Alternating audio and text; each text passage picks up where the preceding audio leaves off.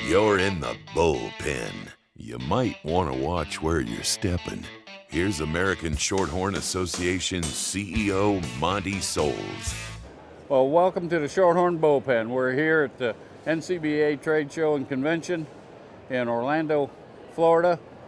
And today we got Norman Voyles with us from the Beef Board. And I got to get this right now. He's assistant or immediate past chair of the Beef Board. So this is the checkoff, folks.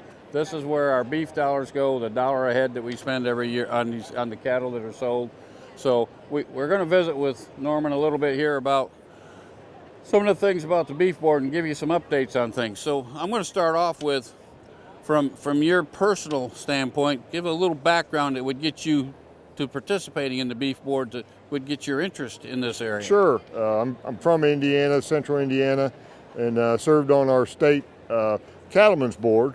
And we're a two-hat state, which means that the staff takes care of both checkoff as well as membership side.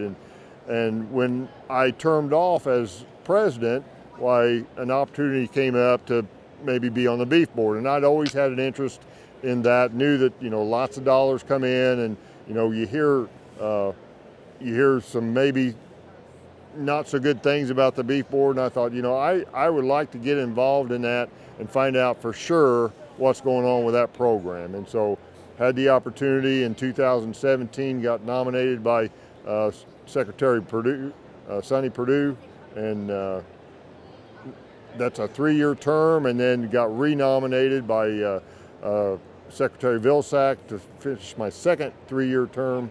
And as I tried that second-year term, I ran for and was successful in being nominated and elected Secretary Treasurer. Then you go next as Vice President, President, and now I'm the has-been, the immediate past chair of the Cattlemen's Beef Board. So you're basically ex officio, and you sit there on the board, but you don't have a voting right now. But you've been there for 6 years and helped orchestrate what goes on with our checkoff dollars. That's correct. I with the experience that I've got, there's some questions that I know come up to some folks that they may not want to ask them. So I'll ask those questions to make sure that folks have a good understanding of the checkoff and how it works. Well, I think there's some confusions that we run into all the time on a daily basis. So one of them would be the relationship that we might have with NCBA versus the Beef Checkoff. Yep. So can you explain some of that relationship? Because reality is it's separate entities. They are completely separate entities. The Cattlemen's Beef Board is its own organization. We have our own staff. It's made up of its own board of approximately 101 members, and those are the folks that are ultimately responsible for how the checkoff is spent. And then those dollars for checkoff, they are allocated to different contractors around the U.S. that come and present proposals for different projects. NCBA is one of a number of contractors that we have spending checkoff dollars on different programs. And each one of those contractors actually has a policy arm in addition to the research and promotion part of their organizations. And it's the firewalls that are in place and the checks and balances that are in place within each of those organizations, plus backup checking from the Cattlemen's Beef Board, additionally checking from USDA to make sure that dollars that are spent for checkoff and checkoff programs are always allocated for that. Nothing goes towards policy on any of those different contractors that we have. So your checkoff dollars are going to go to promote beef. Yes, sir. And if we go back, I got a little bit more age on me, but we go back to the early days of the checkoff. I can remember James Gardner, I think, was somebody we hired, and then we had a couple ladies. One of them didn't even eat beef at one point, I think they talked about. But those initial dollars that were spent, today we got a lot of different programs that the money goes through. So give us an idea what some of those programs would be besides what you might see on TV. Sure. Any more television advertising is pretty expensive. So advertising has kind of gone a lot more into social media. We do a lot of, they call them banner ads on, whether it be a Facebook page or some other maybe app that you happen to use. You may get a little banner talking about the checkoff. Also, there's a significant amount of dollars that are spent not only on promotion but also on research, looking at the value of beef nutrient profile for very young children and seniors. I mean, that's some of the most interesting things to me. I've got a 4 and a 2-year-old grandsons, and to see and know that feeding them beef helps them to grow strong, and without adding a lot of extra calories, they get a tremendous nutritional value out of that beef. And for seniors, my folks are in their 80s, still at home, and for them to be able to eat beef, the value of that protein and other minerals and vitamins that are in beef, is shown to help reduce muscle mass loss without adding weight. So again, very nutritional, dense, high value food product. And we in our industry, I think we're notorious for talking to the choir or preaching to the choir. And so we can sit here and talk to many of you who will be in the livestock business, but who we're really wanting to reach with that dollar bill that we spend on the checkoff on every animal that is marketed is somebody that we don't know. Yep. It's a consumer. Yep. It's a person that hasn't even bought beef, right. that they need to understand the value of beef from a nutritional standpoint, besides tasting good, all the other good things that go with it. Right. And that's the research deals that you're talking about. Yep, that's part of the research deals. And other research deals going on are we look at the sustainability of beef production in the U.S. That's, again, something that we can spend checkoff dollars on. And when you look at it and you actually consider that beef animal, that it's mobile, it's able to go out and consume grass and other forages that you and I can't eat, and convert that to that wonderful, healthful, good for you protein of beef. So we've got research looking at that kind of stuff too, and then we've got promotion going on around the U.S. trying to promote beef, whether it's the hoedown music, with beef it's what for dinner ad. Right. Didn't do it this year, but the last 3 years we've been doing a race in a NASCAR race in Daytona. Had tremendous feedback from that and positive image that we got from that. So, lots and lots of really good things going on. There's a lot more going on behind the scenes here than I think a lot of our producers understand out here, or even anybody, about what we can do to promote beef and the value of the beef. There's been scares over the years that nobody's going to eat this product. Right. Well, I think that's foolish stuff already. But the amount of time, energy that you guys put forth on this board, and USDA, you're really tied to government as well as NCBA.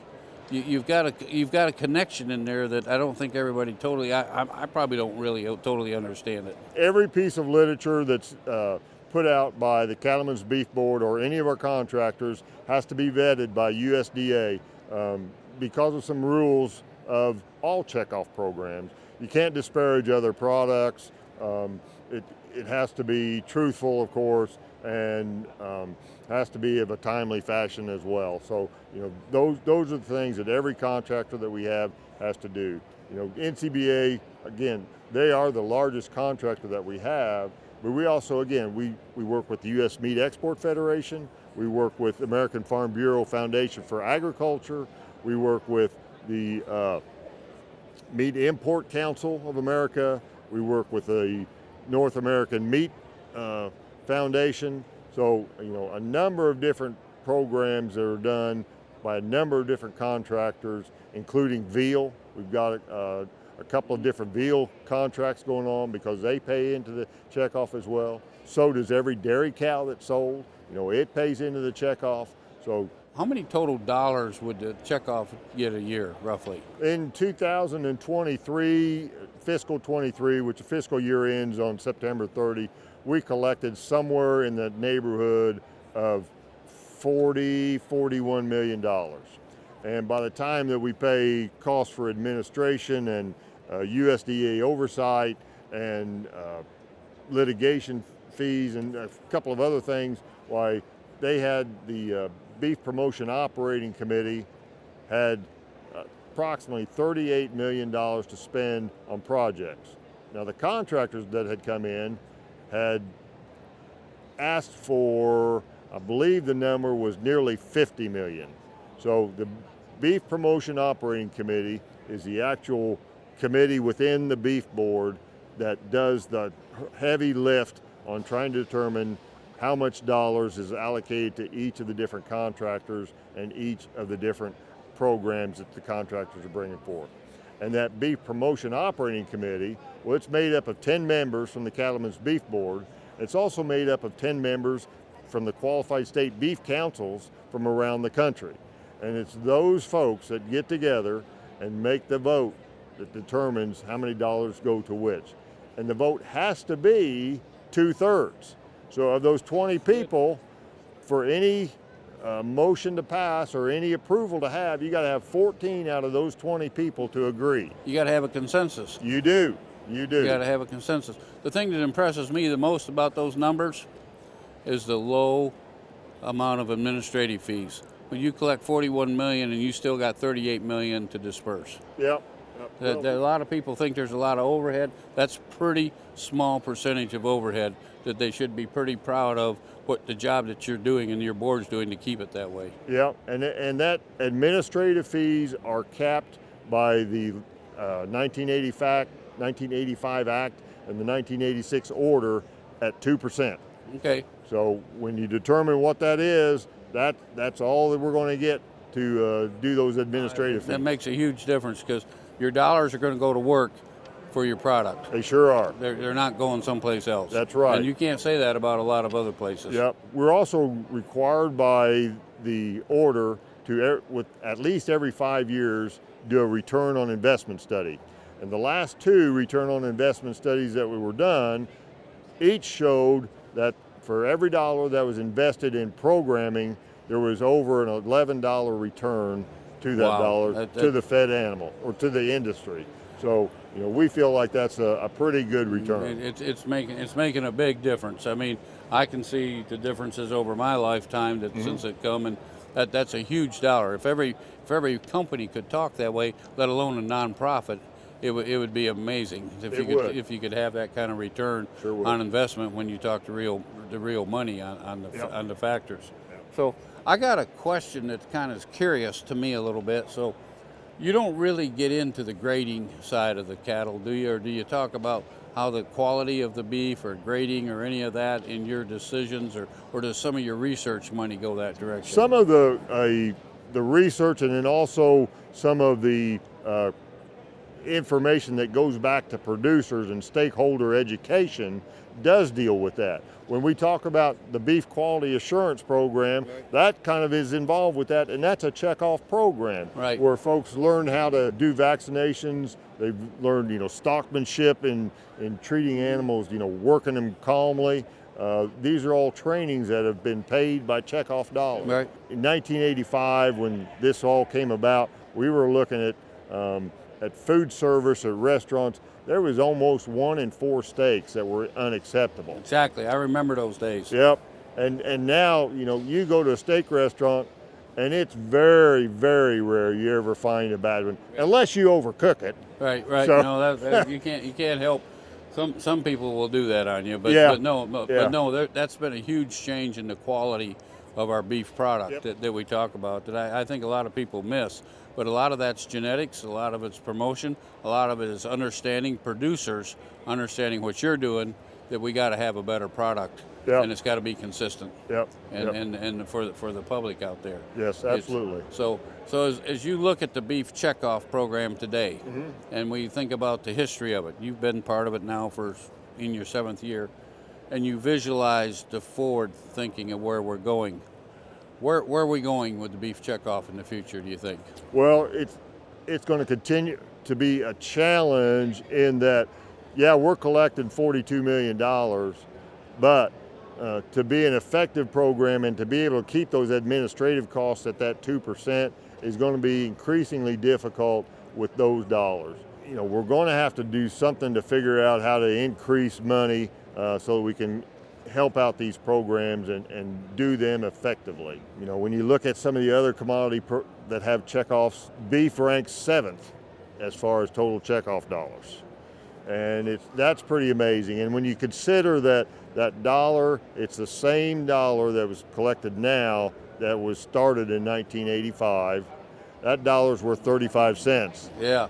And we're looking at a beef herd that's about 30% lower than it was in 1985. Yeah. And the history, not the history, but the future that we're really looking at with our cow numbers, and you're not going to really be looking at getting a lot more money. And I know, you know, $41 million sounds like a lot, but when you got to do what you've got to do on that board, and you've got to reach those fingers out to as many places and take care of the things, $38 million that you spend back in that's not a lot. No. Especially when your people are asking for 50. Yeah, exactly. You know, you're still short of what you really need. Yep, that's exactly right. And these programs that are done are just excellent programs. As a board member, I wish you could fund every dollar that everybody asks for, because they would be worth it. Yeah. Well, when you talk about, yes, USDA has to vet things, but even your board of 20 people that you've put together, 2/3 consensus, you guys get in there and you're gonna scrap a little bit over which ones you're gonna do this and how much money's gonna go there. I'm sure you got to have your passion for where you think it's going to give you the best return, and you've done a great job when you can sit there 1 out of 11 and get an $11 return for every dollar that goes in. I mean, that's just astronomical if you want to think about it, folks, and that's where I'm looking at on the deal. So as we start sitting here at the NCBA today, you just came down and did this with us as we're ending up the day here, and you just got out of an international. I'm on the International Marketing Committee, and we just had our meeting and had some information coming from the U.S. Meat Export Federation on what their plans are and using the money that we've allocated already. Where are they going with those dollars? Kind of some of the programs they're doing in some of these different countries. And then they also got information back as far as, you know, what's the value of those animals being fed? You know, how much are we getting back to the beef industry? And it's about $396 value of a fed animal because of our exports. That's really awesome. So what you're saying that people may not realize is beef export is tied right to the beef checkoff. The beef checkoff is doing international work to build our export market for beef out of the U.S. Right. And our product is probably one of the higher quality products that you're going to get worldwide. Trust me, I've traveled around the country and around the world, and U.S. beef's pretty good. So, but I think that's a point that a lot of people forget when we look at some of the statistics that I've looked at over the years, and you look at percentage of beef exports or what it is.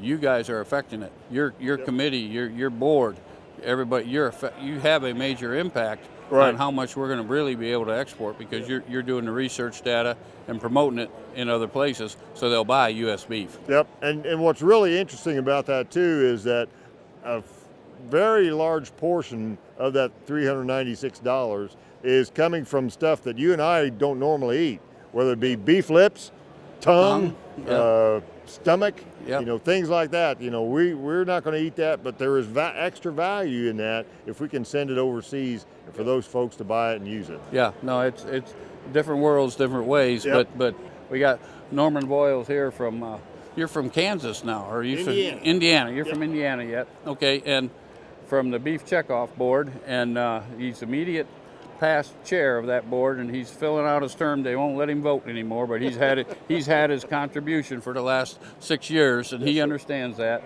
But it's folks like him that have made our product worth more and have made the consumption of beef go up here in the U.S.